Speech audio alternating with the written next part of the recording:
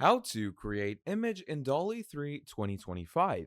In this video, I'm going to be quickly showing you on how you can generate any type of image that you want to create in DALL-E 3.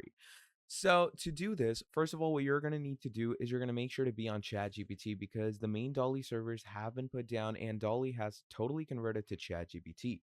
Now, to create something on ChatGPT, what you're going to do is you're going to come down here where it says view tools and you're going to go ahead and write in picture. Now, once you do that, as you can see, you can add in any prompt like generate image of dog flying in galaxy, and look at that. The image gets generated for you. So write in any prompt that you desire. You can go ahead and download it. You can also ask for variations if you want. And that is basically how easy and simple it is to use and create image in DALL-E 3.